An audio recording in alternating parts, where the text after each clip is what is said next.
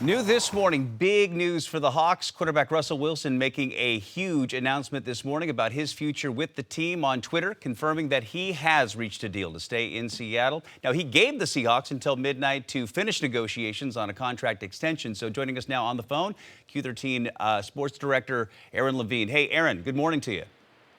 Good morning, Bill. How are you? I'm doing great. So not as good as Russell Wilson, though. Adam Schefter reporting it's a 4-year, $140 million deal with a $65 million signing bonus. Now the highest paid player in football. So I'm asking fans on Twitter, did the Hawks overpay? Money well spent? What do you think? It's a lot of money. There's no question about that, but I want to provide a little perspective. Russell's side reportedly wanted salary cap increases tied to this new deal, which essentially means he wanted a percentage of the team's salary cap going forward on a year-to-year basis.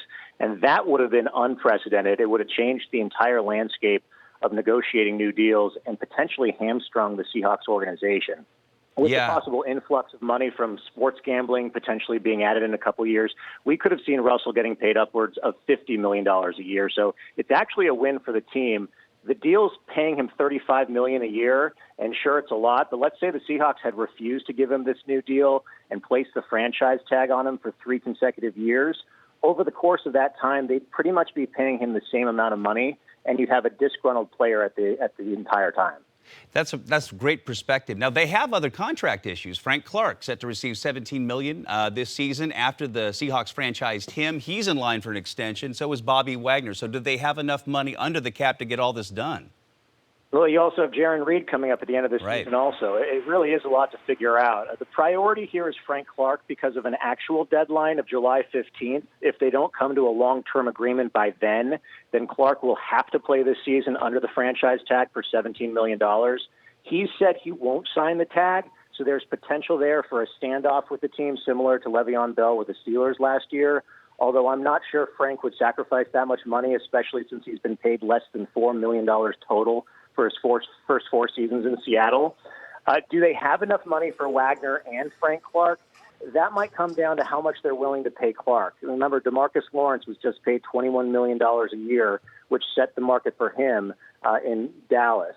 And if there's too much of a gap between what Clark wants and what the Seahawks are willing to pay, that's when you start to get the trade rumors, which we're currently getting.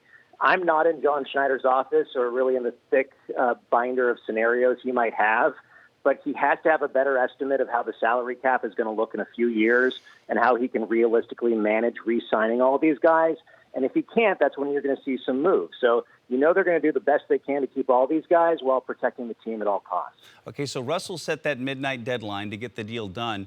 How does that change the way players will now negotiate with the team moving forward? We saw how, these ultimatums went with Cam Chancellor, Richard Sherman, Earl Thomas,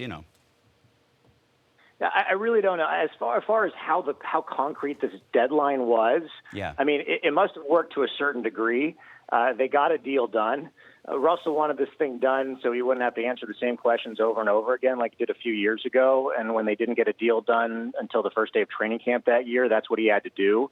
I still believe, though, if they didn't get anything done by last night, that if the Seahawks came to Russell in the middle of July with a deal he couldn't refuse, he wouldn't have said, no, I'm not negotiating with you guys because you didn't meet my April 15th deadline. I'm not going to talk to you.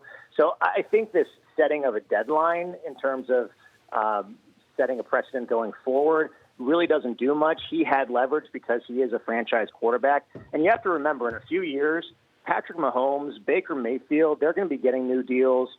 There's always a good chance those contracts are going to make Russell's current contract look pretty manageable. It's always what happens when a player signs the largest contract in league history. Someone always passes it.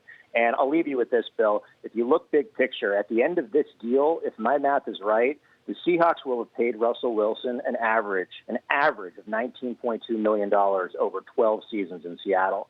And that's really not bad for a franchise quarterback for more than a decade. And it also ends up being your magic number of 12, Bill. He'll be here for 12 seasons after the end of this deal. Everything adds up to 12. I love where your head's at, Aaron. Thank you. And, of course, Aaron following this story all day long. Look for his reports on Q13 News starting at 4 and 5.